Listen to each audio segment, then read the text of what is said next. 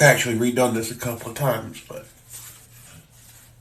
my name is Jeremy Hopper, and it's nice to meet y'all.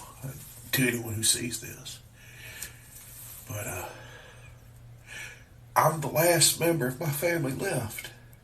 There ain't nobody else. They've passed away.